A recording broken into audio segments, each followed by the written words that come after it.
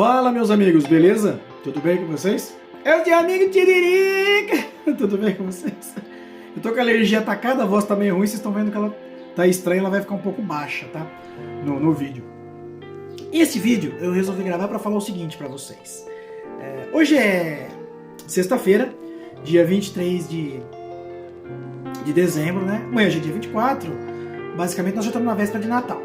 Não existem muitas histórias em quadrinhos que se passam na época do Natal, né? Existem algumas, não são muitas, existem algumas, mas não existem, são bem poucas as que realmente valem a pena serem lidas, né? Então eu resolvi gravar esse vídeo que é para vocês, tá? Lerem uma história, se vocês forem ler, é que vocês vão ter que procurar, porque poucos terão ela na versão impressa, né? Vocês vão ter que procurar na internet. Mas se vocês estiverem interessados em ler alguma história de super-herói que faça você realmente entrar no clima de Natal, tem uma do Superman, tá? Publicado na revista Superman número 64. Aqui no Brasil ela foi publicada pela Abril, tá? Saiu na Liga da Justiça, né? A Abril misturava as histórias. Ela saiu na Liga da Justiça Internacional, o último número da Liga da Justiça Internacional, número 67, se eu não me engano. Se não for, eu corrijo na hora da edição, tá? Que é uma história do Superman, escrita pelo Dan Jurgens, tá? O Dan Jurgens estava entrando no ápice da passagem dele pelo Superman nessa época. Tanto que na edição número 65, né, essa história saiu, chama Correio de Metrópolis, tá? Ela saiu no número 64 e na 65 ele já começou a publicar Pânico nos Céus, que é uma boa saga que recentemente foi publicada, vocês estão vendo aí, pela Panini aqui no Brasil, encadernado. Essa história Correio de Metrópolis, por que eu resolvi gravar hoje? Porque a história também, vocês estão vendo aí, ó, também começa no dia 23 de dezembro. Tá? Existem várias histórias hoje em dia, isso não é tão novo, mas na época era bem novo, que o Superman na véspera do Natal, ele existia nessa época, tá jovem, pra você jovem, que é tão jovem que não lembra que existe um negócio chamado carta, é antes do e-mail, ou seja, só o e-mail. Muitas correspondências eram enviadas, as pessoas escreviam as cartas e enviavam pelos correios, né? O Superman nessa época, na véspera do Natal, ele lê toda a correspondência do ano inteiro que era mandado, né, para ele na época em carta, e ele tenta, digamos assim, realizar alguns desses pedidos. Embora muitos desses pedidos... Vocês vão ver no começo da história falando que ele, né, meio que odeia esse trabalho dele entre todos os trabalhos, e aí você fica com a impressão de, poxa, mas o Superman falando isso porque vocês vão entender já logo 5, 6 páginas depois. Ela é uma história curta, tá? Ela é um arco fechado em uma única edição. Tem muitos pedidos ali. Por exemplo, de uma carta que ele vai ler, o cara tá pedindo para ele esmagar o carvão e transformar em diamante. O que ele consegue, ele inclusive já fez isso, né, devido à sua força. O Superman pós-crise, que é esse Superman aí, ele teve seus poderes muito limitados. Ainda assim, ele é um personagem extremamente poderoso, mas muito, muito limitado. Não tem comparação com o Superman da época da Era de Prata, que é o pré-crise, onde os poderes dele eram praticamente ilimitados, e ele tinha quase todos os poderes. Era um Superman que o nível de força que ele precisava ter, bastava ele querer ter, que ele tinha. Inclusive tem uma história da... Ela é meio que faz parte daquela início ali da crise nas Infinitas Terras, antes da crise, lógico, onde ele é um grupo de super-heróis, precisam ir para um outro planeta, numa outra galáxia, e tem a bolha que protege, né, da viagem espacial do Hip Hunter. E eles entram na bolha e o Superman simplesmente pega e vai levando, né? E ele atravessa uma galáxia como se estivesse indo de uma cidade a outra.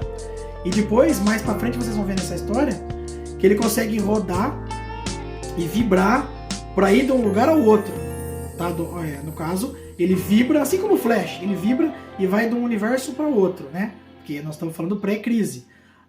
Havia o multiverso. Embora hoje também haja, mas aí não vou entrar nesse aspecto agora, né? Logo depois da crise havia um universo só. Então a capa dele, ela é tão resistente que ela consegue oferecer proteção a essa vibração. Vou colocar o print aí pra vocês darem uma olhada. Vocês estão vendo?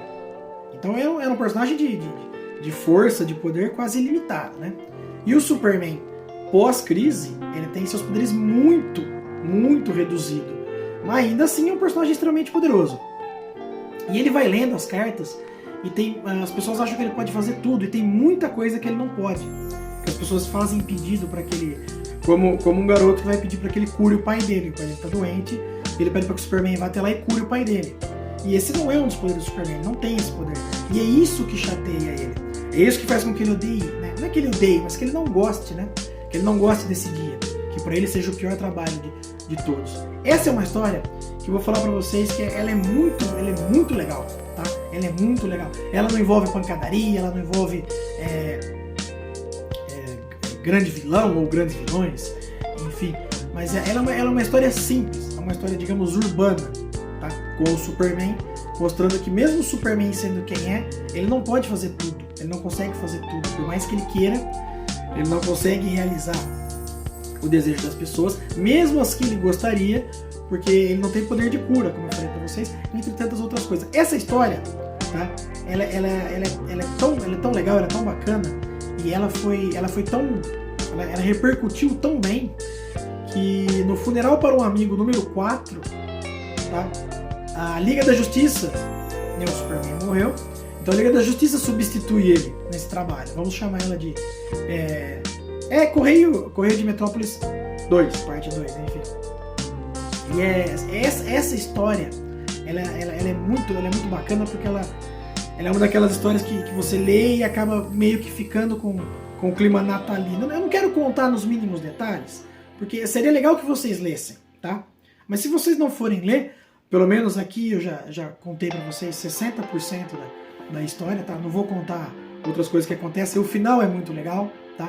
Ele vem num acontecimento que deixou ele muito triste, que é o garoto que pediu para que ele curasse o pai dele, que ele não consegue, mas ele resolve fazer uma visita para falar com o garoto. E a hora que ele chega lá, o pai do garoto, ele acabou de falecer, tá? Então ele fica naquele clima meio pesado, aquela coisa meio triste.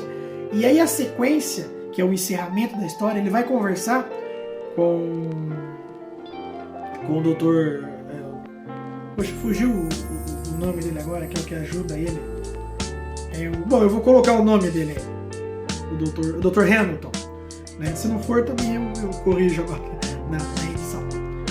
E aí ele faz uma surpresa, tá?